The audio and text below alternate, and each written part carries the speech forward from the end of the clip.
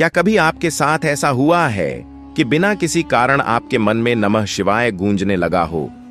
क्या कभी किसी कठिन समय में अचानक शिव का नाम आपके होठों पर आ गया हो? क्या आपने कभी सपना देखा हो जिसमें शिव मौन थे, लेकिन फिर भी सब कुछ कह गए?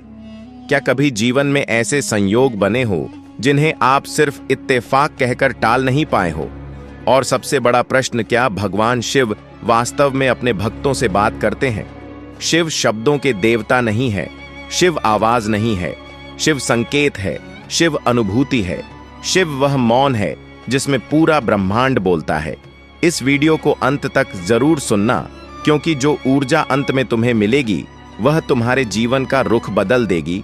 और अगर तुम पहली बार ध्यान की गहराई, ज्ञान का सागर पर आए हो तो चैनल को सब्सक्राइब कर लो, ताकि शिव वाणी सीधे तुम्हारे हृदय तक पहुंचे। और कमेंट में लिखो जय शिव शंभू।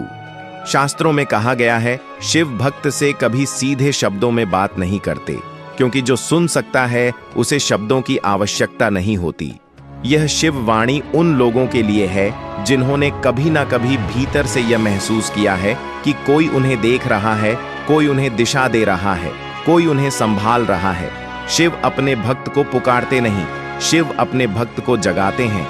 जब एक साधारण मनुष्य शिव भक्त बनता है तो शिव उसके जीवन में 3 माध्यमों से संवाद करते हैं: संकेत, सपने और संयोग। लेकिन इससे पहले एक सत्य जानना आवश्यक है। हर कोई जो शिव का नाम लेता है वह शिव से बात नहीं सुन सकता, और जो शिव की बात सुन लेता है वह फिर संसार की बातों में नहीं उलझता। शिव भक्त वह नहीं जो सिर्फ मंदिर जाए, शिव भक्त वह है जिसका अंतर्मन मौन को पहचानने लगे। शिव सबसे पहले मन को तैयार करते हैं, और जब मन तैयार हो जाता है तब संकेत आने लगते हैं। संकेत क्या होते हैं? संकेत वह घटनाएं हैं जो सामान्य दिखती हैं, लेकिन भीतर कुछ तोड़ जाती हैं, कुछ जगह देती हैं।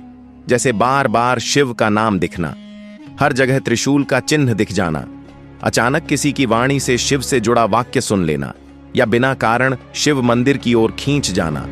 यह सब संयोग नहीं होता, यह शिव की पहली दस्तक होती है।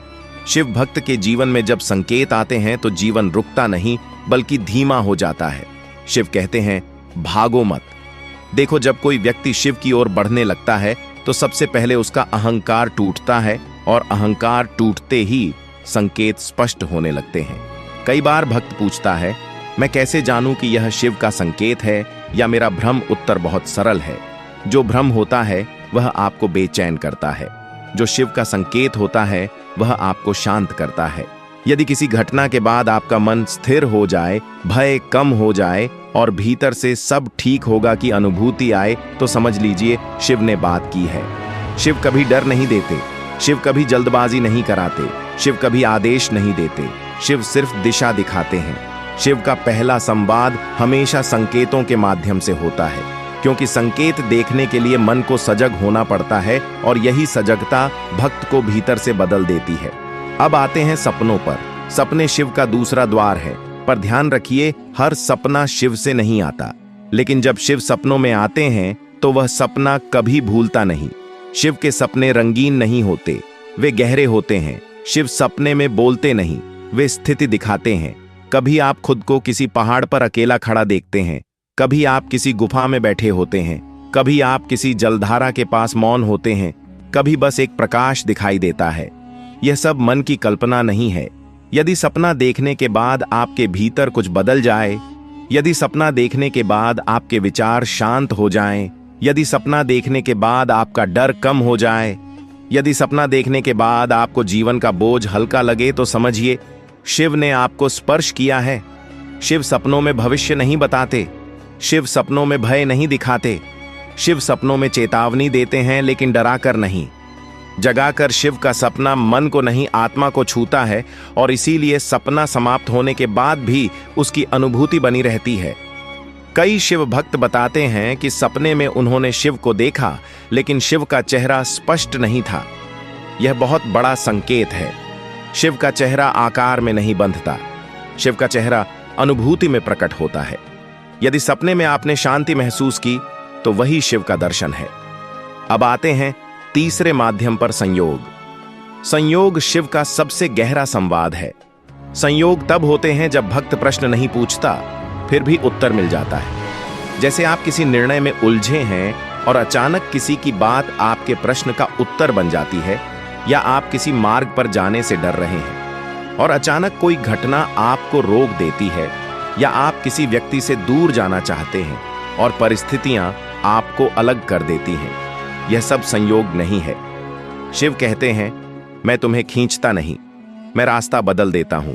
संयोगों के माध्यम से शिव आपके जीवन की दिशा मोड़ते हैं, और सबसे बड़ी बात, संयोग हमेशा आपको बचाने आते हैं, भले ही उस समय आपको वह नुकसान लगे। कई शिव भक्त बाद में समझ पाते हैं कि जो टूटा वह बचाने के लिए टूटा, जो छूटा वह हल्का करने के लिए छूटा। शिव संवाद नहीं करते ताकि भक्त गर्व करें, शिव संवाद करते हैं ताकि भक्त मुक्त हो। अब यहां एक गढ़ सत्य है, जब शिव किसी भक्त से बात करना शुरू करते हैं तो भक्त अकेला होने लगता है।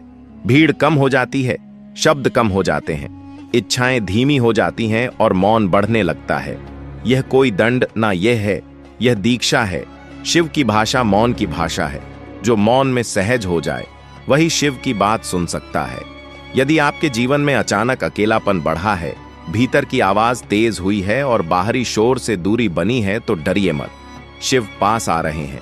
यह पहला चरण है। अगले भाग में हम जानेंगे शिव संकेतों को कैसे स्पष्ट करते हैं, क्यों कुछ संकेत बार बार आते हैं, और कैसे पहचाने कि यह सच में शिव का संदेश है या मन की परीक्षा। जब शिव किसी भक्त से बात करना शुरू करते हैं तो संकेत एक बार नहीं आते, वे बार बार आते हैं, और यही वह बिंदु है जहां अधिकतर लोग भ्रम में पड़ जाते हैं। वे सोचते हैं यह तो संयोग है, लेकिन शिव संयोग दोहराते नहीं, वे संकेत दोहराते हैं। यदि कोई दृश्य, कोई शब्द, कोई अनुभव बार बार आपके जीवन में आ रहा है, तो समझ लीजिए यह याद दिलाना है। शिव कभी पहली बार में सब नहीं कहते, वे धीरे धीरे परतें खोलते हैं, क्योंकि जो सत्य अचानक दिख जाए वह मन को डरा सकता है। शिव संकेतों को स्पष्ट करने के लिए दो चीजें देखते हैं, आपका धैर्य और आपकी ग्रहणशीलता। यदि आप जल्दी निष्कर्ष पर पहुंच जाते हैं तो संकेत रुक जाते हैं। यदि आप शांत होकर देखते रहते हैं तो संकेत गहरे होते जाते हैं। कई भक्त कहते हैं, मुझे बार बार शिव से जुड़ी चीजें दिखती हैं, लेकिन मैं समझ नहीं पाता कि संदेश क्या है। यही वह अवस्था है जहां शिव देख रहे होते हैं कि क्या आप सुनने के लिए तैयार हैं या सिर्फ देखने के लिए। शिव का संकेत कभी आदेश नहीं होता, वह एक दिशा होती है। जैसे आप किसी गलत मार्ग पर हैं तो शिव आपको खींचकर सही मार्ग पर नहीं ले जाएंगे, वे बस उस मार्ग को कठिन बना देंगे और सही मार्ग को सहज। यदि किसी रास्ते पर चलते हुए बार बार बाधाएं आ रही हैं, मन भारी हो रहा है और भीतर से आवाज आ रही है, रुक जाओ, तो यह डर नहीं है, यह शिव का संकेत है। और यदि किसी मार्ग पर डर के बावजूद शांति बनी हुई है तो समझ लीजिए वह मार्ग आपका है। शिव संकेतों के माध्यम से पहले आपके निर्णयों को छूते हैं, फिर आपके संबंधों को, और अंत में आपकी पहचान को। जब शिव किसी भक्त से गहराई से बात करने लगते हैं तो सबसे पहले उसके आसपास के लोग बदलने लगते हैं। कुछ लोग दूर हो जाते हैं, कुछ का व्यवहार अचानक कठोर हो जाता है, कुछ बिना कारण विरोध करने लगते हैं। भक्त सोचता है मैंने क्या बिगाड़ा, लेकिन सत्य यह है शिव अवरोध हटा रहे होते हैं। हर व्यक्ति जो आपके जीवन में कुछ लोग सिर्फ एक मोड़ तक साथ चलते हैं, और जब मोड़ आ जाता है तो शिव उन्हें अलग कर देते हैं। यह अलगाव सजा नहीं है, ये शुद्धि है। अब आते हैं उन संकेतों पर जिन्हें लोग अक्सर नजरअंदाज करते हैं। पहला संकेत अचानक पैदा, वही चीजें जो कभी आकर्षित करती थी अब खाली लगने लगती है। भीड़ में मन नहीं लगता, शोर से थकान होने लगती है, अकेले बैठना अच्छा लगने लगता है। दूसरा संकेत अनावश्यक भय का खत्म होना, मृत्यु का डर कम हो जाना, हानि का डर कम हो जाना, लोगों की राय से दूरी बन जाना। तीसरा संकेत आंतरिक प्रश्नों का बढ़ना, मैं कौन हूं, मैं यह सब क्यों कर रहा हूं, जीवन का अर्थ क्या है। यह प्रश्न सामान्य नहीं होते, यह शिव की तैयारी होती है। जब यह तीनों संकेत एक साथ आने लगे तो समझ लीजिए शिव संवाद को अगले स्तर पर ले जा रहे हैं। अब सपनों की भूमिका और गहरी हो जाती है। पहले भाग में हमने कहा था कि शिव सपनों में बोलते नहीं, स्थिति दिखाते हैं, लेकिन दूसरे चरण में शिव सपनों के माध्यम से मन की गांठें खोलते हैं। कभी आप सपने में किसी पुराने डर को फिर से जीते हैं, कभी कोई पुरानी घटना बार बार दिखाई देती है, कभी कोई व्यक्ति सपने में आकर कुछ कहे बिना चला जाता है। यह साधारण सपने नहीं होते, यह मन की सफाई होती है। शिव पहले सपनों में वह सब दिखाते हैं जिसे आपने दबा रखा है, जिसे आप स्वीकार नहीं कर पाए, जिससे आप भागते रहे।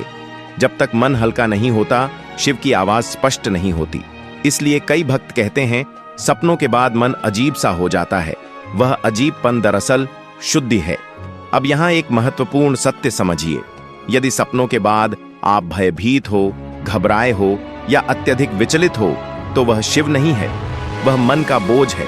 शिव का स्पर्श डर नहीं देता, वह साहस देता है। शिव के सपनों के बाद मन मौन चाहता है, एकांत चाहता है, शब्दों से दूरी चाहता है। अब बात करते हैं संयोगों के अगले स्तर की। जब शिव संवाद को गहरा करते हैं तो संयोग केवल घटनाएं नहीं रहते, तो वे क्रम बन जाते हैं।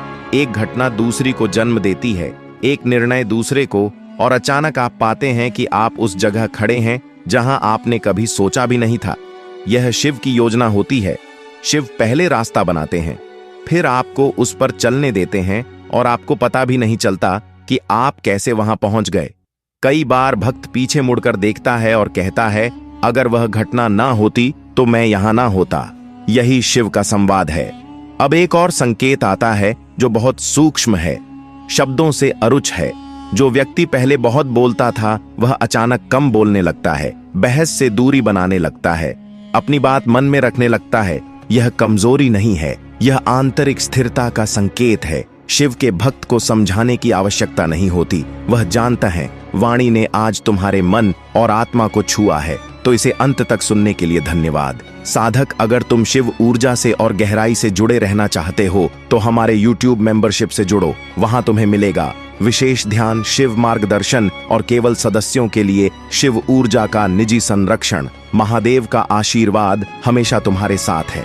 चैनल ध्यान की गहराई ज्ञान का सागर को सब्सक्राइब करो और कमेंट में लिखो, महादेव मैं आपके साथ हूँ, ताकि शिव ऊर्जा तुम्हारे जीवन में सक्रिय बनी रहे। संदेश समाप्त हुआ है, पर महादेव की कृपा अभी भी तुम्हारे चारों ओर प्रवाहित है और हमेशा प्रवाहित रहेगी। और साधक, हमारे व्हाट्सएप चैनल से भी जुड़ सकते हो, लिंक डिस्क्रिप्शन में है। वहां रोज सुबह तुम्हें मिलेगा शिव का संदेश, शिव का स्मरण और शिव भाव जगाने वाले दिव्य रिमाइंडर्स।